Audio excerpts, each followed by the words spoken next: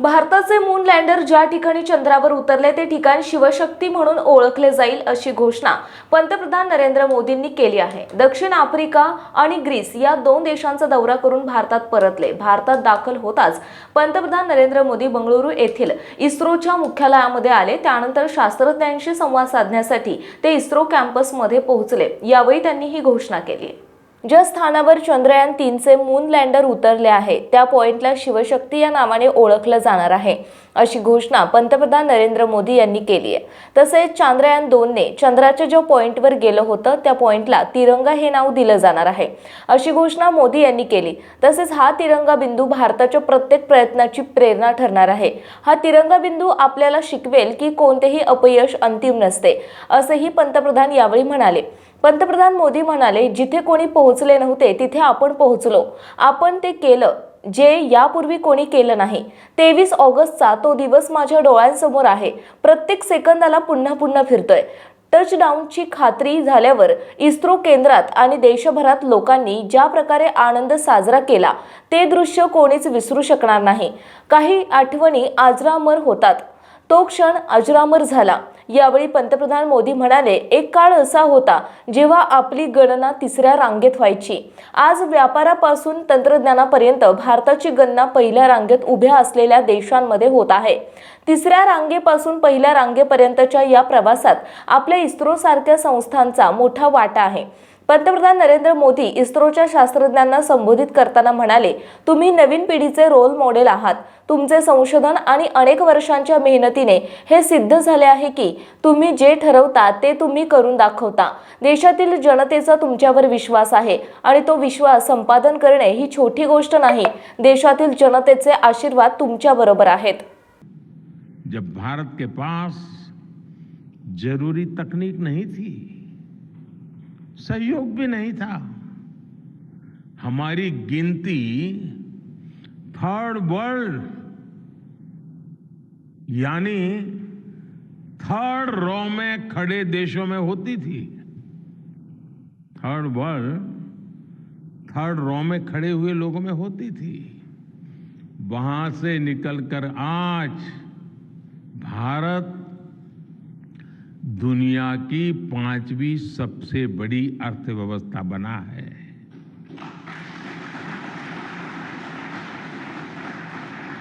आज ट्रेड से लेकर टेक्नोलॉजी तक भारत की गिनती पहली पंक्ति यानी फर्स्ट रॉ में खड़े देशों में हो रही है। यानी थर्ड रॉ से फर्स्ट रॉ तक इस यात्रा में इसरो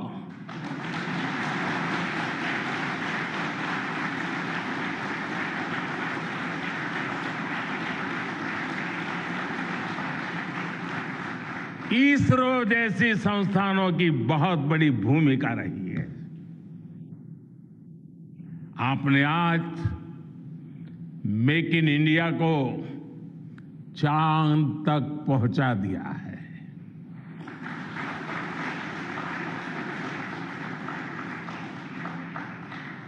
मेरे परिवारजनों, मैं आज आपके बीच आकर विशेष तौर पर देशवासियों को आपकी मेहनत के बारे में बताना चाहता हूं।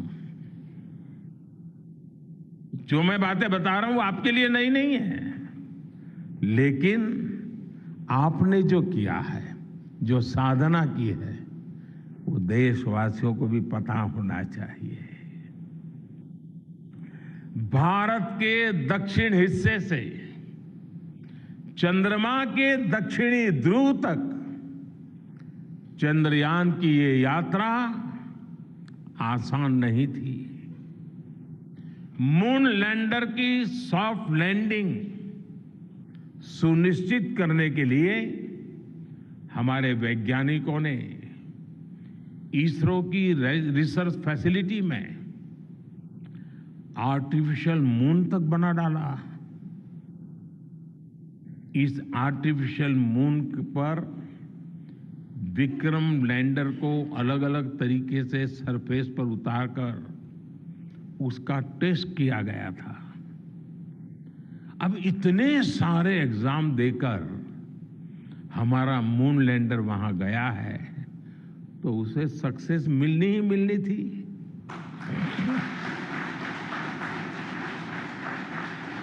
साथियों, आज जब मैं देखता हूं कि भारत की युवा पीढ़ी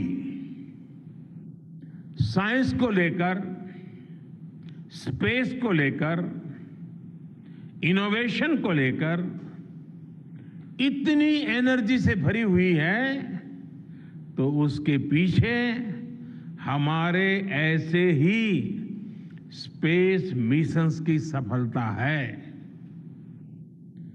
मंगलयान की सफलता ने, चंद्रयान की सफलता ने, गगनयान की तैयारी ने देश की युवा पीढ़ी को एक नया मिजाज दे दिया है। आज भारत के छोटे छोटे बच्चों की जुबान पर चंद्रयान का नाम है। आज भारत का हर बच्चा आप वैज्ञानिकों में अपना भविष्य देख रहा है। इसलिए आपकी उपलब्धि सिर्फ ये नहीं है कि आपने चांद पर तिरंगा लहराया, लेकिन आपने एक और बड़ी उपलब्धि हासिल की है, और वो उपलब्धि है भारत की पूरी पीढ़ी को जागृत करने की, उसे नई ऊर्जा देने की।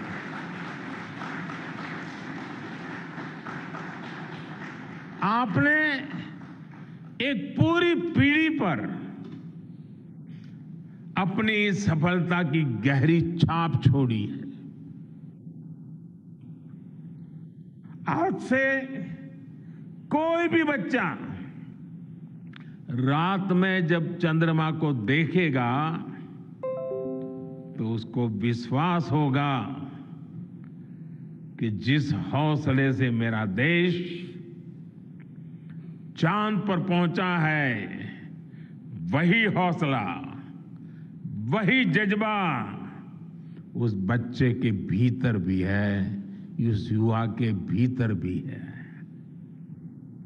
आज आपने भारत के बच्चों में आकांक्षाओं के जो बीज बोए हैं, कल वो वट वृक्ष बनेंगे और विकसित भारत की नींव बनेंगे।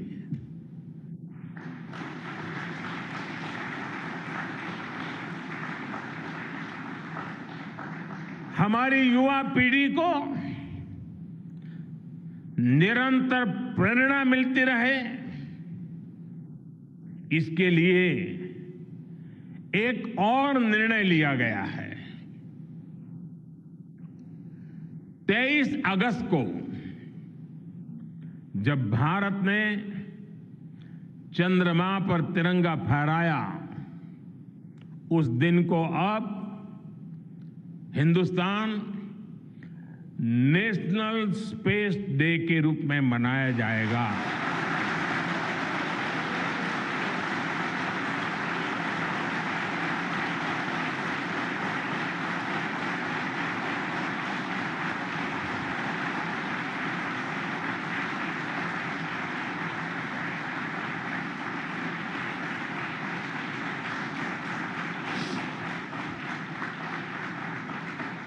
जब हर वर्ष national space day science, technology और इनोवेशन की स्पिरिट को सेलिब्रेट करेगा, हमें हमेशा हमेशा के लिए प्रेरित करता रहेगा।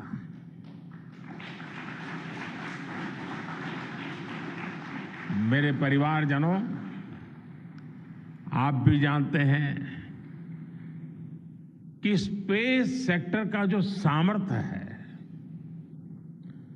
वो सैटेलाइट लॉन्च करने या अंतरिक्ष की खोज से कहीं ज्यादा बड़ा है।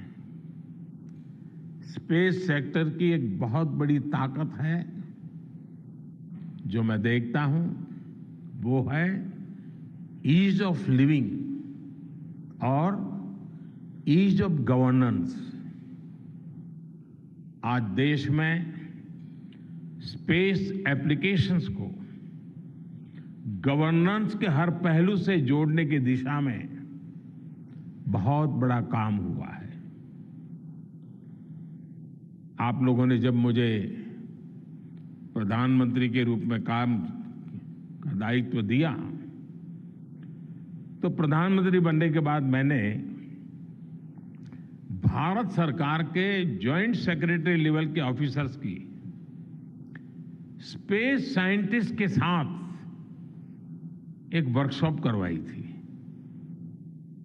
और इसका मकसद ये था कि गवर्नेंस में, शासन व्यवस्था में ट्रांसपेरेंसी लाने में स्पेस सेक्टर की ताकत का ज्यादा से ज्यादा इस्तेमाल कैसे करें। तब किरण जी शायद हम लोगों के साथ काम करते थे। इसी का नतीजा था जब देश ने स्वच्छ भारत अभियान शुरू किया, शौचालयों का निर्माण शुरू किया, करोड़ों घरों को बनाने का अभियान चलाया। तो इन सब के मॉनिटरिंग के लिए, उसकी प्रगति के लिए स्पेस साइंस ने बहुत मदद की। आज देश में दूर दराज के इलाके में एजुकेशन, कम्युनिकेशन और हेल्थ सर्विसेज पहुंचाने में स्पेस सेक्टर की बहुत बड़ी भूमिका है। इन दिनों आजादी के अमृत महोत्सव के निमित्त जो जिले जिले में अमृत सरोवर बन रहे हैं, उसका भी टैगिंग, उसके भी मॉनिटरिंग स्पेस के द्वारा ही हो रही है। बिना स्पेस टेक्नोलॉजी के हम टेलीमेडिसिन और टेली एजुकेशन की कल्पना तक नहीं कर सकते। स्पेस साइंस ने देश के रिसोर्सेज के ऑप्टिमम यूटिलाइजेशन में भी बहुत मदद की है। हमारे देश के एग्रीकल्चर सेक्टर को ताकत देने में, मौसम का अनुमान लगाने में स्पेस सेक्टर जो मदद करता है, वो देश का हर किसान जानता है। आज वो देख लेता है अपने मोबाइल पर अगले सप्ताह मौसम का क्या हाल है। देश के करोड़ों मछुआरों को आज नाविक सिस्टम से जो सटीक जानकारी मिल रही है, वो भी आप ही की देन है। आज जब देश में बाढ़ आती है, कोई प्राकृतिक आपदा आती है, भूकंप आता है, तो हालात की गंभीरता का पता लगाने में आप सबसे पहले आगे आते हैं। जब साइक्लोन आता है तो हमारी सैटेलाइट्स उसका सारा रूट बताती हैं, सारी टाइमिंग बताती हैं और लोगों की जान भी बचती है, संपत्ति भी बचती है। और सिर्फ साइक्लोन के कारण जो संपत्ति बचती है ना, उसका अगर जोड़ लगा दें तो आज स्पेस का जो खर्चा है उससे वो ज्यादा हो जाता था।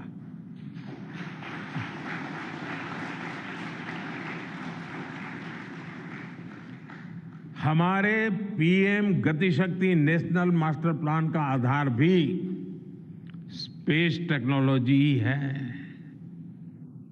और आज दुनिया भारत के इस गतिशक्ति प्लेटफॉर्म का अध्ययन कर रही है कि प्लानिंग और मैनेजमेंट में ये प्लेटफॉर्म कितना उपयोगी हो सकता है।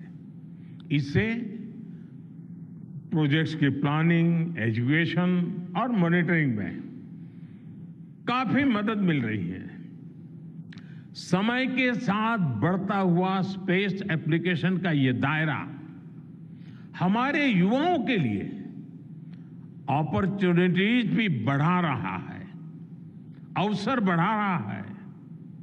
और इसलिए आज मैं एक सुझाव भी देना चाहता हूं और मैं चाहूंगा कि आपके यहां से जो रिटायर्ड लोग हैं वे इसमें काफी मदद कर सकते हैं। अब ये मत बोलिएगा कि इतनी सुबह सुबह मोदी जी यहां आए और कुछ काम भी दे करके जा रहे हैं। साथियों, मैं चाहूंगा कि इसरो केंद्र सरकार के विभिन्न मंत्रालय और राज्य सरकारें मिलकर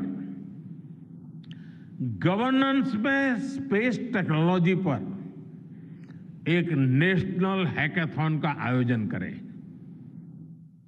इस हैकाथॉन में ज्यादा से ज्यादा युवा, ज्यादा से ज्यादा यूनिवर्सिटी, ज्यादा से ज्यादा नौजवान वो शामिल हो, जुड़े। मुझे विश्वास है ये नेशनल हैकाथॉन हमारी गवर्नेंस को और प्रभावी बनाएगा, देशवासियों को मॉडर्न सॉल्यूशंस देगा। और साथियों, आपके अलावा मैं अपनी युवा पीढ़ी को एक और टास्क अलग से देना चाहता हूं। और होमवर्क के दिए बिना बच्चों को काम करने का मजा नहीं आता है। आप सब जानते हैं कि भारत वो देश है जिसने हजारों वर्ष पूर्व ही धरती के बाहर अनंत अंतरिक्ष में देखना शुरू कर दिया था। हमारे यहां सदियों पहले अनुसंधान परंपरा के आर्यभट्ट, ब्रह्मगुप्त, वराहमिहिर और भास्कराचार्य जैसे ऋषि मनीषी हुए थे। जब धरती के आकार को लेकर भ्रम था, तब आर्यभट्ट ने अपने महान ग्रंथ आर्यभट्टीय में धरती के गोलाकार होने के बारे में विस्तार से लिखा था। उन्होंने एक्सिस पर पृथ्वी की रोटेशन और उसकी परिधि की गणना भी लिख दी थी। इसी तरह सूर्य सिद्धांत जैसे ग्रंथों में भी कहा गया है, सर्वत्रैव महिगोले, सर्वत्रैव महिगोले स्वस्थानम उपरि स्थितम मन्यन्ते खेयतो गोलस तस्य क्व ऊर्ध्वं क्व वादः। अर्थात पृथ्वी पर कुछ लोग अपनी जगह को सबसे ऊपर मानते हैं, लेकिन ये गोलाकार पृथ्वी तो आकाश में स्थित है, उसमें ऊपर और नीचे क्या हो सकता है, ये उस समय लिखा गया था। ये तो मैंने सिर्फ एक श्लोक बताया है। ऐसी अनगिनत रचनाएं हमारे पूर्वजों ने लिखी हुई है। सूर्य, चंद्रमा और पृथ्वी के एक दूसरे के बीच में आने से ग्रहण की जानकारी हमारे कितने ही ग्रंथों में लिखी हुई पाई जाती है। पृथ्वी के अलावा अन्य ग्रहों के आकार की गणनाएं, उनके मूवमेंट से जुड़ी जानकारी भी हमारे प्राचीन ग्रंथों में मिलती है। हमने ग्रहों और उपग्रहों की गति को लेकर इतना सूक्ष्म गणनाएं करने की वो काबिलियत हासिल की थी कि हमारे यहां सैकड़ों वर्ष आगे के पंचांग यानी कैलेंडर्स बनाए जाते थे। इसलिए मैं इससे जुड़ा एक टास्क अपनी नई पीढ़ी को देना चाहता हूं, स्कूल कॉलेज के बच्चों को देना चाहता हूं। मैं चाहता हूं कि भारत के शास्त्रों में जो खगोलीय सूत्र है उन्हें साइंटिफिकली प्रूव करने के लिए, नए सिरे से उनके अध्ययन के लिए नई पीढ़ी आगे आए। ये हमारी विरासत के लिए भी जरूरी है और विज्ञान के लिए भी जरूरी है। आज जो स्कूल के, कॉलेज के, यूनिवर्सिटी के स्टूडेंट्स हैं, रिसर्चर्स हैं, उन पर एक तरह से ये दोहरा दायित्व है। भारत के पास विज्ञान के ज्ञान का जो खजाना है वो गुलामी के लंबे कालखंड में दब गया है, छिप गया है। आजादी के इस अमृत काल में हमें इस खजाने को भी खंगालना है, उस पर रिसर्च करनी है और दुनिया को भी बताना है। दूसरा दायित्व ये कि हमारी युवा पीढ़ी को आज के आधुनिक विज्ञान, आधुनिक टेक्नोलॉजी को नए आयाम देने हैं। समंदर की गहराइयों से लेकर आसमान की ऊंचाई तक, आसमान की ऊंचाई से लेकर अंतरिक्ष की गहराई तक आपके लिए करने के लिए बहुत कुछ है। आप डीप अर्थ को भी देखिए और साथ ही डीप सी को भी एक्सप्लोर करिए। आप नेक्स्ट जनरेशन कंप्यूटर बनाइए और साथ ही जेनेटिक इंजीनियरिंग में भी अपना सिक्का जमाइए। भारत में आपके लिए नई संभावनाओं के द्वार लगातार खुल रहे हैं। 21वीं सदी के इस कालखंड में जो देश साइंस और टेक्नोलॉजी में बढ़त बना ले जाएगा, वो देश सबसे आगे बढ़ जाएगा। साथियों, आज बड़े बड़े एक्सपर्ट्स कह रहे हैं कि अगले कुछ वर्षों में भारत की स्पेस इंडस्ट्री $8 बिलियन से बढ़कर $16 बिलियन की हो जाएगी। सरकार भी इस बात की गंभीरता को समझते हुए स्पेस सेक्टर में लगातार रिफॉर्म कर रही है। हमारे युवा भी कमर कसकर तैयार है। आपको जानकर सुखद आश्चर्य होगा कि पिछले 4 साल में स्पेस सेक्टर में काम करने वाले स्टार्टअप्स की संख्या 4 से बढ़कर करीब करीब 150 हो गई है। हम कल्पना कर सकते हैं कि अनंत आकाश में कितनी अनंत संभावनाएं भारत का इंतजार कर रही हैं। वैसे कुछ दिन बाद 1 सितंबर से MyGov हमारे चंद्रयान मिशन को लेकर बहुत बड़ा क्विज कंपटीशन लॉन्च करने वाला है। हमारे देश के स्टूडेंट्स इससे भी शुरुआत कर सकते हैं। मैं देश भर के स्टूडेंट से आग्रह करूंगा कि आप सभी बड़ी संख्या में इससे जुड़े। मेरे परिवारजनों, देश की भावी पीढ़ी को आपका मार्गदर्शन बहुत आवश्यक है। आप जो इतने सारे इंपॉर्टेंट मिशंस पर काम कर रहे हैं, वो आने वाली पीढ़ी ही आगे ले जाने वाली है। आप उन सभी के रोल मॉडल हैं। आपकी रिसर्च और आपकी वर्षों की तपस्या, मेहनत ने साबित किया है कि आप जो ठान लेते हैं वो आप करके दिखाते हैं। देश के लोगों का विश्वास आप पर है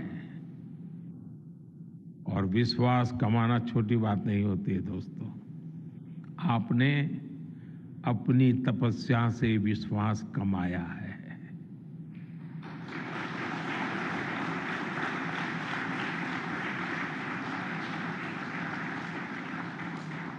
देश के लोगों का आशीर्वाद आप पर है। इसी आशीर्वाद की ताकत से,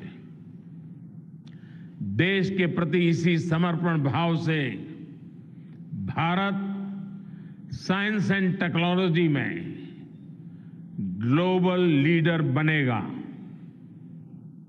और मैं आपके बीच बड़े विश्वास के साथ बताता हूं, इनोवेशन की हमारी यही स्पिरिट ही 2047 में विकसित भारत के सपने को साकार करेगी। इसी विश्वास के साथ मैं फिर एक बार आप सबके दर्शन करके पावन हुआ हूं।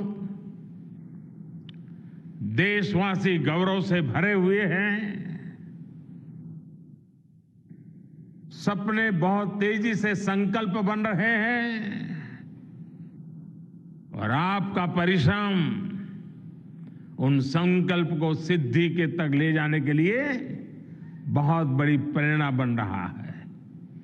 आपको जितनी बधाई दूं कम है, जितना अभिनंदन करूं कम है।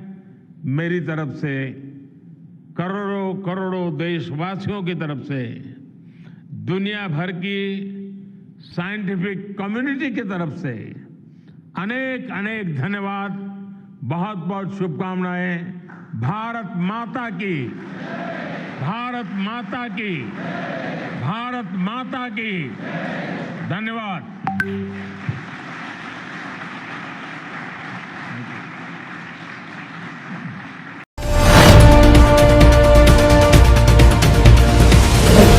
आरंभ पर्व न्यूज. आरंभ एका नव्या पर्वाचा.